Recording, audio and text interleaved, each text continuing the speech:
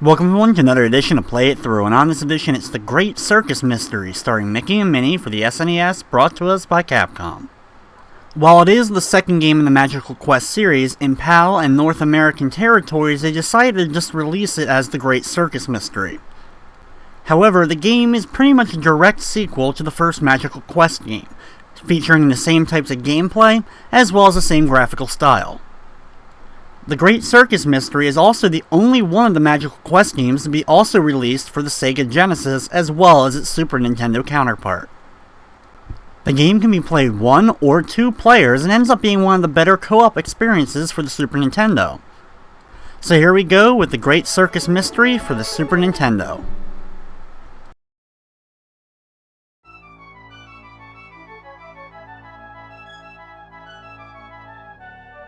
At the startup screen for the game, you can either start or continue the game using the password system, as well as go to the options. There are several difficulties to choose from, and we'll be playing the game on the hard setting. Now that the difficulty has been set, let's get going with the actual game. In this round of the game, I'll be playing as Minnie just for variety.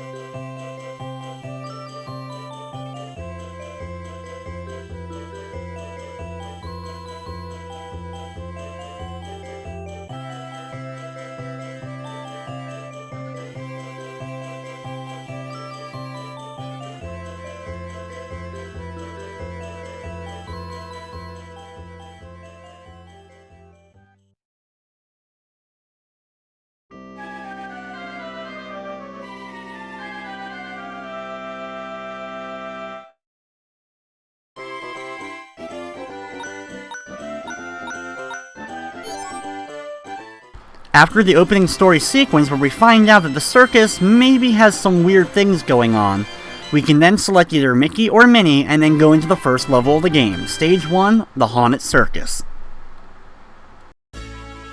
And you can tell right off the bat that the same graphical style and pretty much the same core gameplay is here from the first Magical Quest game. In the default outfit for Minnie, you can stomp on enemies and then actually pick them up and throw them. You can also do this with other objects throughout the game. Just like Magical Quest 1, we gain different costumes as we go through the game, each granting us different powers and allowing us to progress in the later stages. When you make it over here, the background will stop scrolling and it's time to fight the first mini-boss of the game. You may have noticed this guy from the cover of the game as well. This weasel who's juggling flames is pretty easy to hit just the bridge of his nose a few times before he stops and actually throws out the torches. Just be careful that you don't accidentally jump too far into him, that you end up hitting the torches, and after only 1 or 2 hits, stand still and wait for him to throw the torches, then jump over them, and be sure to watch out as they do come back to him like a boomerang.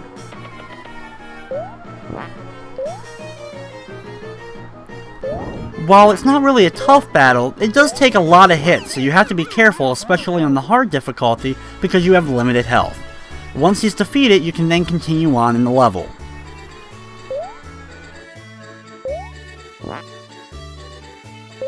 Inside the actual circus tents, jump inside this wagon, we find a familiar friend.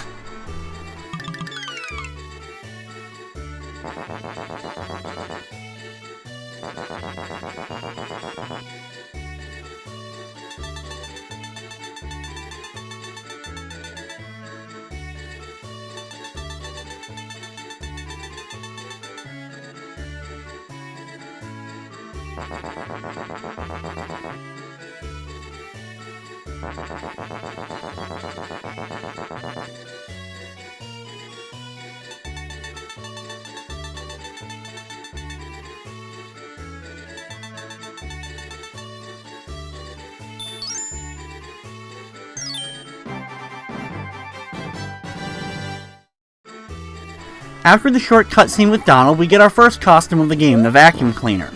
We then have to backtrack a little bit to the entrance of the tent, and you'll see some blocks will come down and allow us to climb to the roof of the tent. Using the vacuum cleaner, you can actually suck up enemies and turn them into extra coins. Over here, be very careful and jump on the trapeze as it moves back and forth and you can make it to the next platform.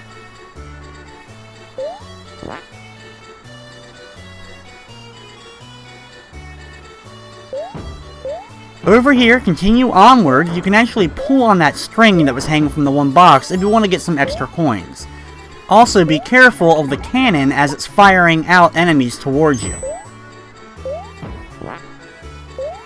Bounce along the enemies or suck them in for extra coins, and then move to the top to exit the tent.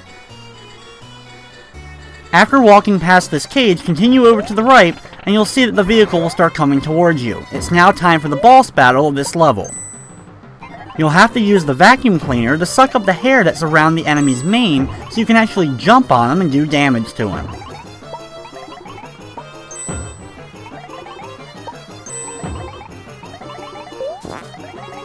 You can then actually jump on top of the enemy, and when he has only one piece of hair left, he actually will start to launch it at you as a weapon.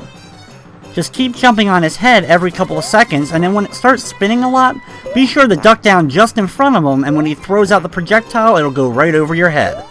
After he turns red, you know you're at least halfway through the battle, so just keep jumping on him and ducking down in front of him to avoid the projectile, and eventually you'll defeat him and move on to the second level of the game.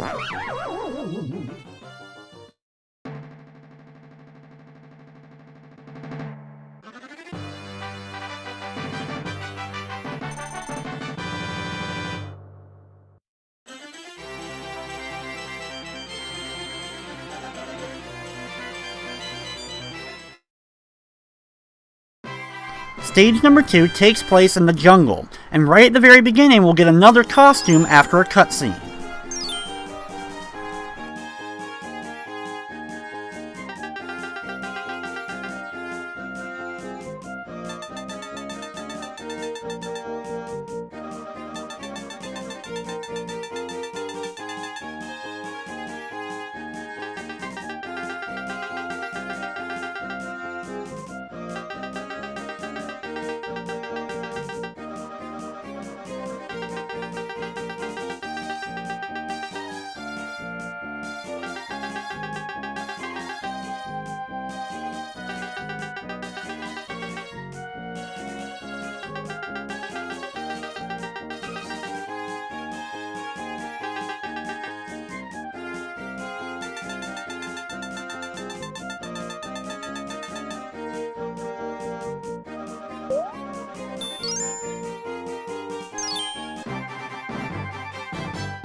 Our second costume, the mining-like costume, allows us to actually swing on different objects as well as climb up walls. You can use it to attach the vines and use them like a zip line to slide down quickly. Be careful of the enemies here, and be sure to swim in the water watching out for the fish as you do so you can make it over to the next set of platforms. Once in a while, Pete-like henchmen will pop out of the trees or bushes behind you and try to fire a dart at you.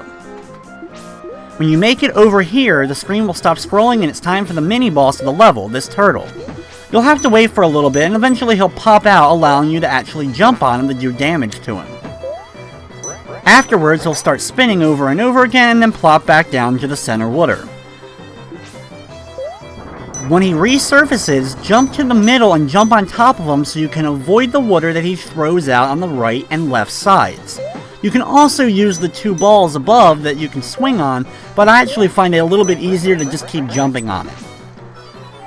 After he does that though, he'll land on the surface again, allowing you to actually do damage. You'll find out that most of the bosses in the game, while not exactly challenging, they do take a lot of hits, and thus, just a few mistakes can end up costing you.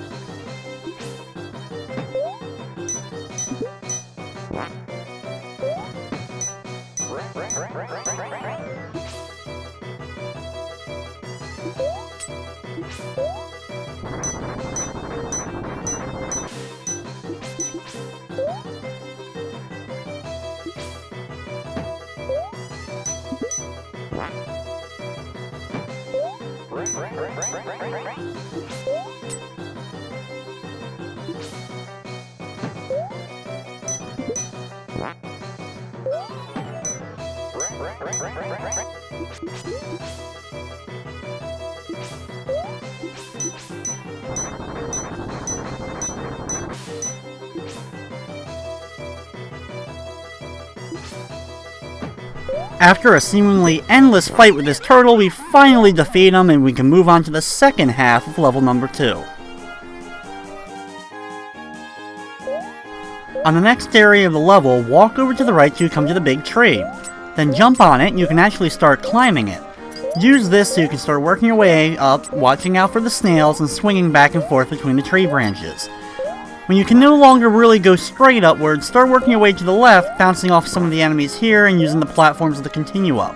Be careful of the snakes as well as the flying squirrels that are going to try to come at you. Jump up here and use this last vine to slide down, then move on to the next screen. Then use the zip lines here until you can no longer go right, and then start working your way back over to the left, watching out for the squirrels as you do so.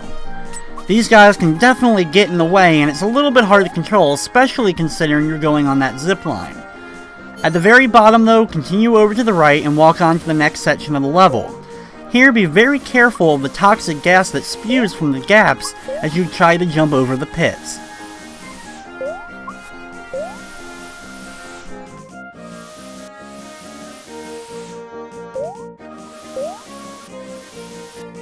After you make it past the noxious gas, you'll make it into the next area where it's time for the next boss battle.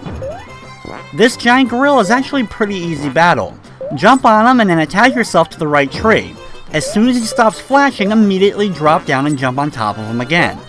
Just keep doing this over and over again, and very soon he'll turn red, meaning that you're about halfway through. Continue this process for as long as possible. Eventually though, he may turn into a ball and start spinning around the level. Just be sure to watch out for it as it goes across the ground and then up into the trees above. After a few seconds, he'll drop back down and you can continue the loop again. He seemingly always spins to the left side here, so as long as you're attached to the tree when he spins, you should be able to dodge him easily. When he's up in the trees though, he may poke his head out once or twice before eventually finally falling down. Just be sure to watch out for it and try not to have him jump on top of you when you're standing on the ground.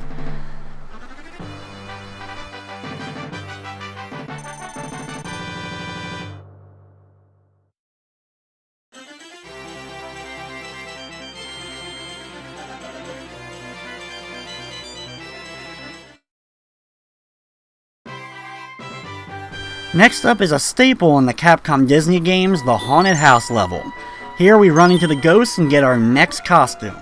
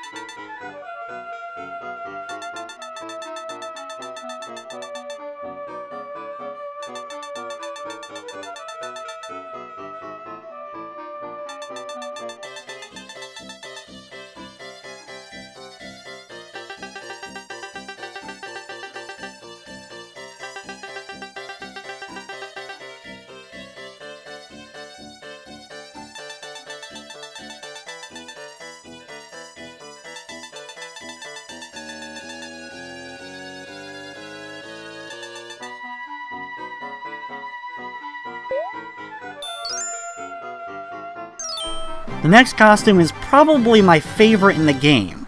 This cowboy outfit allows you to jump along using the wooden horse. You gallop along and it does take a little bit to get used to the overall movement, but you can also use this horse to charge up and do a giant dash forward, allowing you to get through areas a little bit quicker and help you out. Over here, use the skeletons to your advantage to jump over the giant gap of spikes, and then do it again in the next area to move on to the next screen. Once over here, watch out for the ghost, and then actually attack the one with the target on its head to make it drop an apple. Then you can grab the apple and of course replenish your health using it.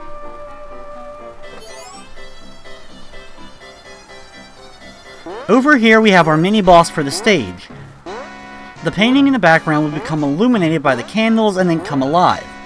When he comes alive though, he'll use this light to come out of him and to shine on the books in the background. They'll then actually come alive and start moving towards you. Right after the books come alive though, he'll stick his head out of the painting for just a second. This is your opportunity to jump on top of him and actually do damage. After using the light on the book a couple of times, he'll actually spit fire at the ground and it'll start going to the left and right. Jump on top of him and then get far over to the left and right just to avoid the flames as it goes out just a little bit past the fireplace. The hardest part about this area is actually just being able to hit him because the books always seem to try to get in the way. Focus on actually taking care of the books though, and even though it'll take a little bit longer to defeat them in the end, you should be able to conserve your health.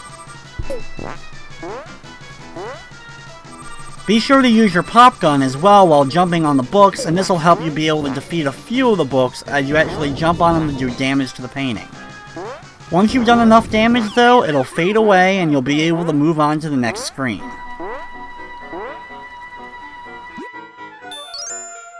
In the next room, we're going to switch over to our mining gear and then jump on the lantern in the center of the room.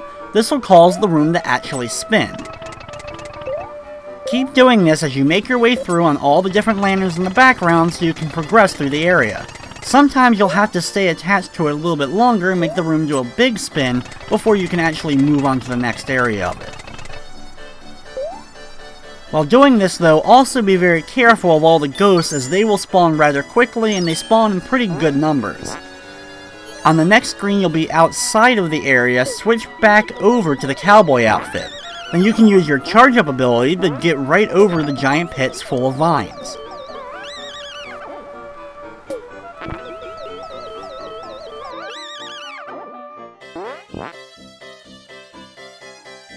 In the next segment of the level, you'll be working your way up a large staircase. As you do so, jump up into the air and use your pop gun in order to take out the ghost. Here, use your ghost to jump over the broken amounts of wood that you can see below you.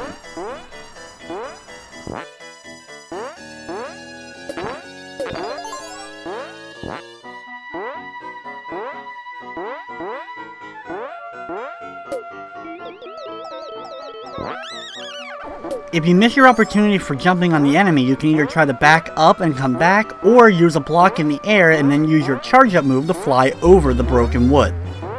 When you make it up here, it's time for the next boss battle. This giant Pete-like ghost will actually have flames in his eyes, and then he'll fly towards you. As soon as the flames appear, use your pop gun to shoot him and you'll do damage to him. Just stay on the far opposite side from him, and watch out for the little mini ghosts he'll fire out of his mouth. And as long as you're not directly on top of him when he spawns, you'll be able to watch out for the flames that circle his body. However, this can be a little bit troublesome because the flames usually appear before a good warning of him appearing, so sometimes it can be hard to move away from him.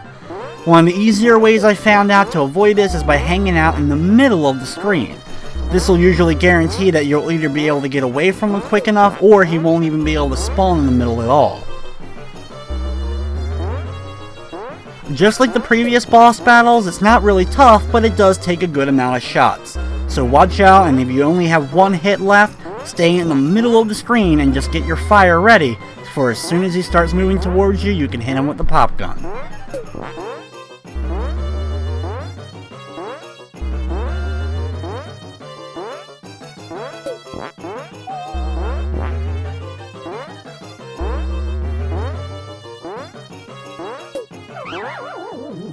Once he's taken care of, we then get a nice cutscene of Minnie or Mickey jumping onto the zipline and sliding down. However, there's a gap in the rope and they end up falling down into a pit below, leading us to stage number 4.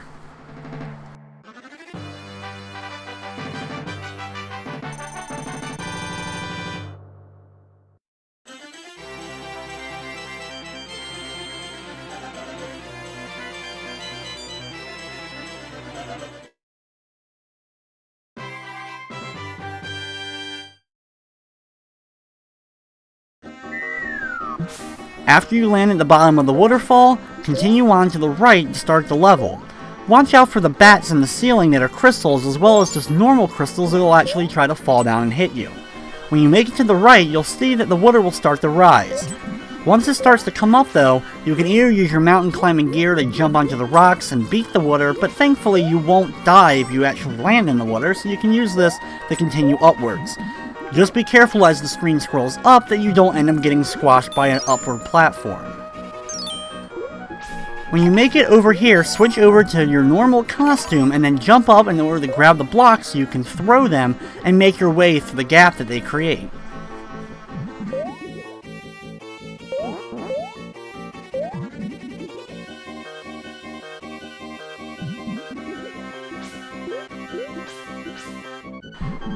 At the top, be sure to move on to the far left side and then jump out of the water, and then you can move on to the next segment of the stage.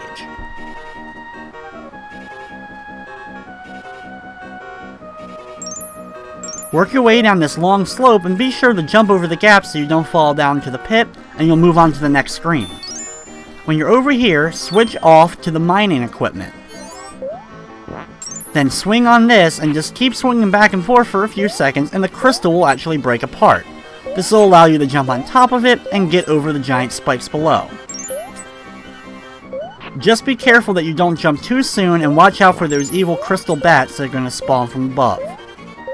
Here you have to work your way up the platforms, and every time you go up, you'll see that eventually the platform will easily break below you. Walk over into this alcove to the right and you can actually buy some extra items. One of the few things I forgot to show in Magical Quest 1 was the shop, and it's also available here, though it does require a good amount of coins to actually buy something.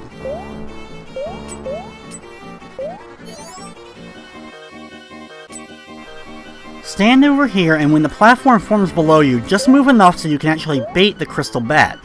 Once that goes past you, then you can move along the platform as it reappears, and jump to the one across to the left.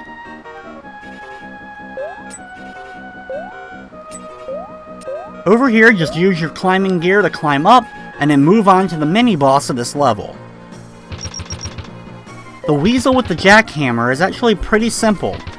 As you can tell, his main form of attack is going to be using that drill to either break the blocks below you, so you have more gaps that you can fall down and hit spikes, as well as when he's on the walls on the left and right side, he causes normal blocks to fall down.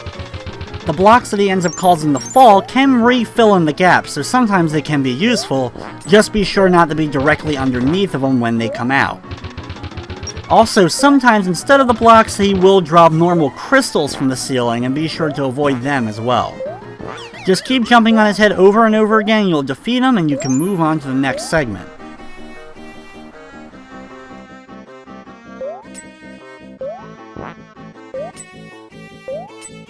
Be careful and swing along so you can get over the gaps, and then you can actually use the bones in the walls just like we use the zip lines in the forest.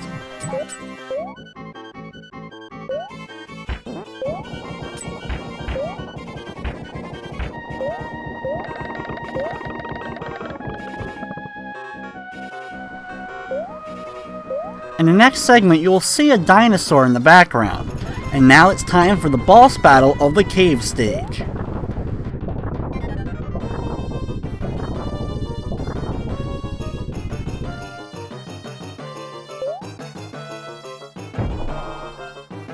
After the rocks break away, you'll see the head of the dinosaur come from the right, as well as the things along his spine will actually come to life and start attacking you. Turn back into your normal form and you can actually jump on these guys a little bit easier. Either way, your main goal is going to be avoiding them, watch out for the tail that'll come out from the other side, and jump on the head every single time he appears.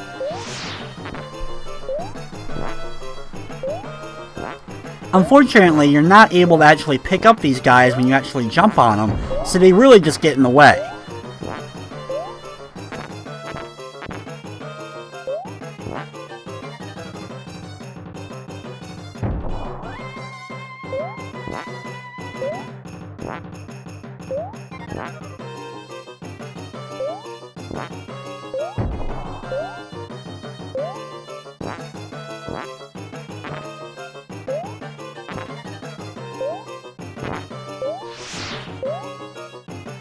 After battling him for a while, he will turn red just like all the other bosses.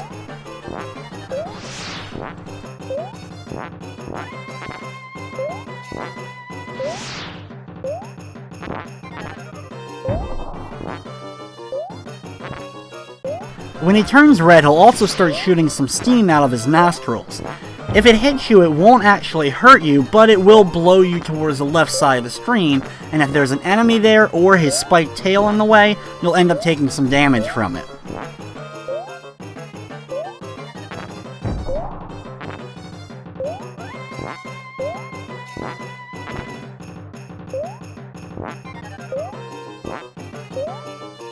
With the head, tail, and all the enemies along his back, it can get pretty cluttered, and since the battle does take a while, that's pretty much the biggest challenge of actually getting past this fight.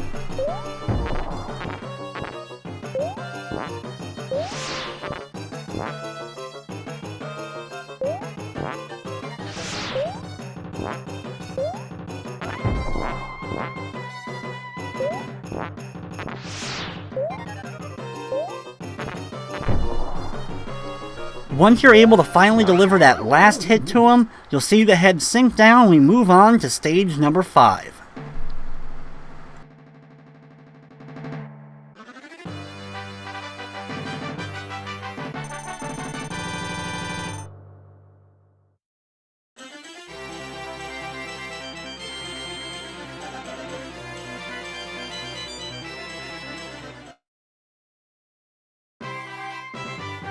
Stage number 5 is the Frozen Plains. In any good platformer, you always have an ice stage. We'll stay in our normal form for the beginning of the level, picking up the blocks above us, and you can use them to break the ice crystals that are coming towards you.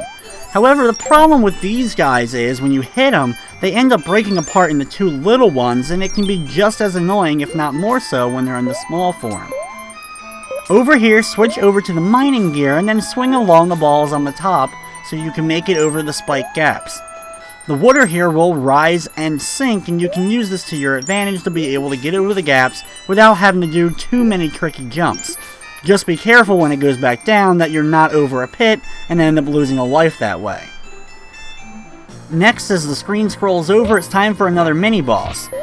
This weasel is riding a weird cylinder type thing as it spins back and forth with spikes on the sides.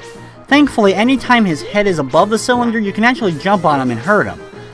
Just like the previous areas though, the water will rise and fall here, and when it does so, be careful to be out of the way as it keeps moving back and forth left and right, that you don't end up getting hit by it. When he reaches the surface, he'll stop spinning, and will allow you to actually hit him, but be careful that you don't get hit by the 2 spikes that he throws out on the left and right side of him. Thankfully though, this guy doesn't take too long to defeat, and you can then use the water to just climb up and move on to the next section of the stage. Here, jump inside the water and start making your way down, watching out for the spike walls on the right and left sides.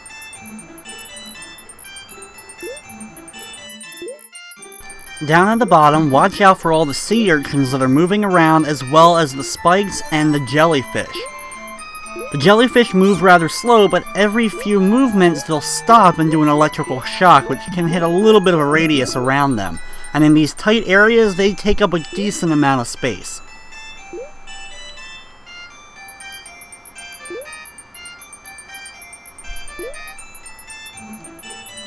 You also have to be careful that you don't run out of air. After a little bit of time, you'll end up losing health if you don't get into one of the giant bubbles that you can see that's in the foreground. Eventually though, you'll be able to pop out of the water and move on to the next section of the stage. Here, once again, watch out for these crystals, and if they fall off a high platform, they will break and turn into the 2 mini versions of themselves.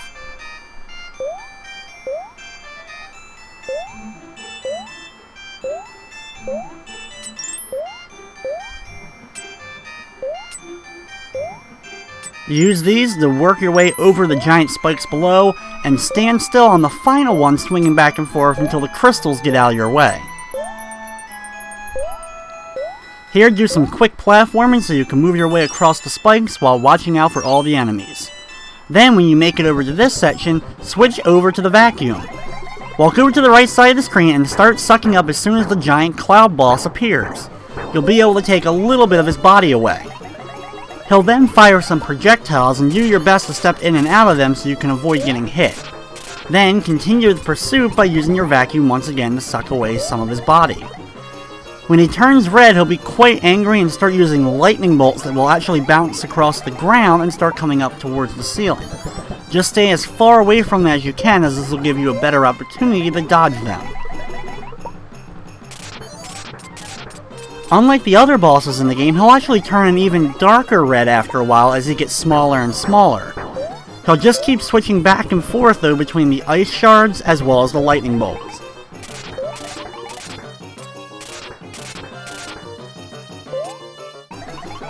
Once you're able to take away enough of his body, you'll actually suck him up and complete the level.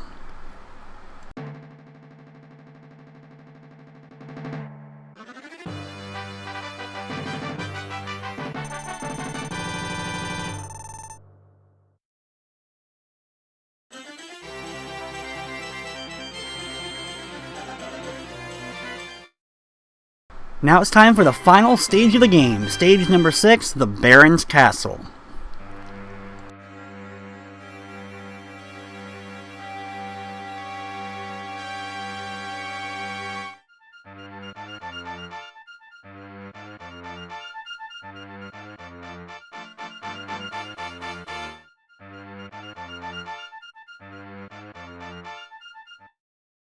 After a short cutscene, we find yourself at the bottom of the castle.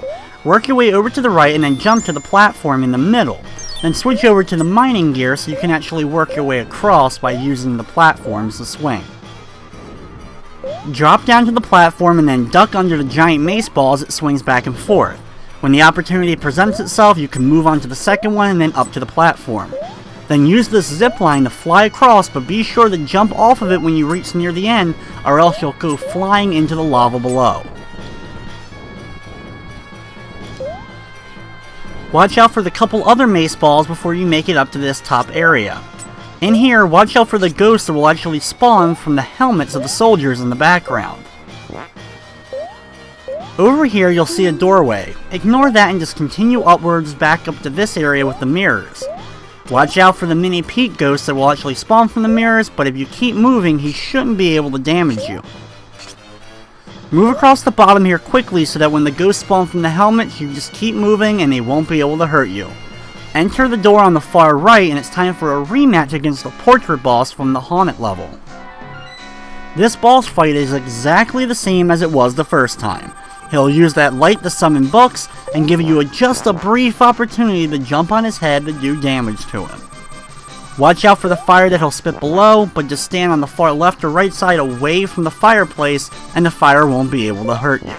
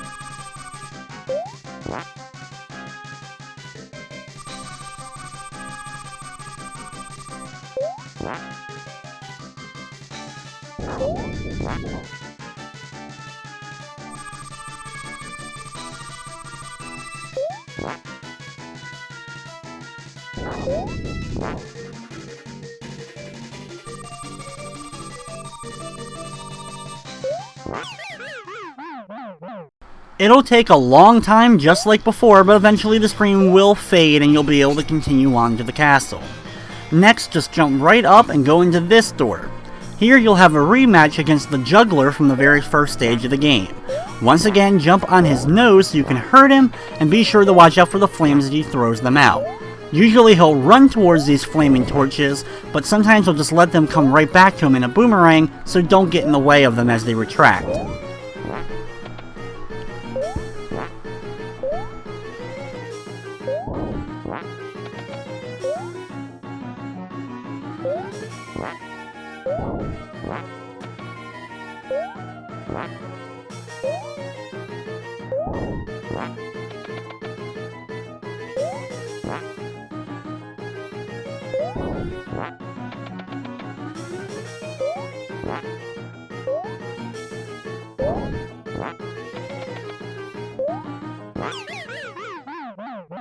Once he falls off screen, you can continue moving on to the next segment.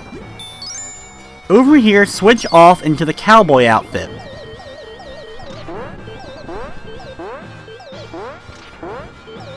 Use the ghost so you can actually catapult yourself up here. Then you can use a charged up ability to watch out for the columns in the background that throw out the flames. Then quickly watch out for the dart blowing enemies that you'll see in the ceiling to the right. Here, wait for the cannon to shoot before you jump up to the platform above. Over here, switch to the mining gear, wait for the cannon to shoot, and then jump up to the wall. Then make a pretty long jump to the platform in the middle and work your way up, watching out for the cannons as you do so. Now it's time for the final boss of the game, the Giant Baron himself. And Baron Pete is quite a big foe. Switch off to the cowboy outfit. Then, use this to jump on his hands and fire at his helmet, eventually breaking the horns and he'll hold his hands up. Then, jump up and keep firing at him when he summons things from the cauldrons below. Keep jumping up and firing at the helmet and eventually it will break. This will give you your opportunity to actually jump on his head. You'll have to wait for the right opportunity, but eventually you'll be able to keep jumping up and firing at his head to do damage, or if you can use one of his hands to catapult yourself up, you can keep jumping on his head over and over again. Once you get them stuck in that nice loop of keep jumping, you'll defeat them and move on to the second form.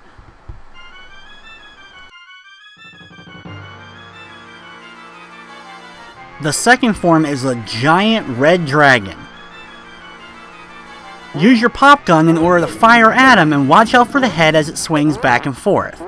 Be sure to also watch out for the flames that he shoots at the ground that will roll, including rolling up onto the cauldrons, so they're not a safe place for you during this segment. Just keep jumping up and firing, but it only takes a few shots to actually beat him, and then you can sit back and enjoy the ending.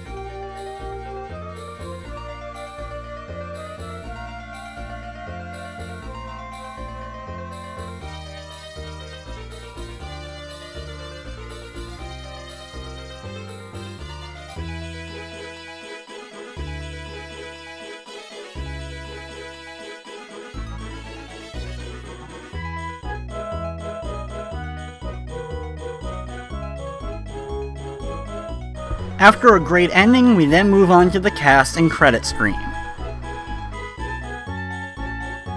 The Great Circus Mystery, I think, is a very good follow-up to the first Magical Quest game, and actually improves the gameplay a little bit, especially since it adds the co-op gameplay. But even as a single-player game, it's still a lot of fun, and I very highly recommend picking this one up in case you've never played it before. I guess the only real complaint you can say about the game is it's rather short, but that's just what happened with all the Disney Capcom games for the most part. They may be a short ride overall, but it's definitely a heck of a ride, and one that you'll want to take over and over again. It's a real shame that they never released the third Magical Quest game for the Super Nintendo here in North America and PAL territories. While it would later be released for the Game Boy Advance, which they also re-released, Magical Quest 1 and 2, the third Magical Quest game has you playing as Mickey or Donald, and it's one I'll definitely be doing in a future play it through.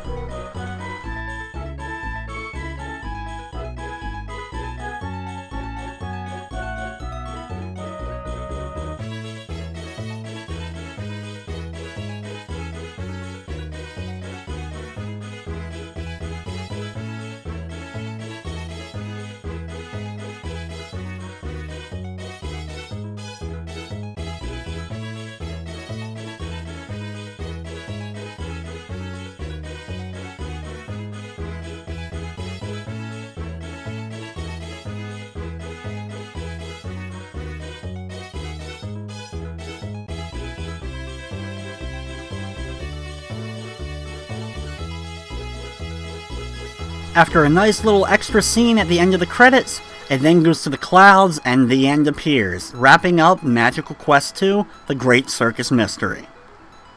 And with that, that's going to wrap up this edition of Play It Through. I'd like to thank you for watching, and of course, I hope you enjoyed.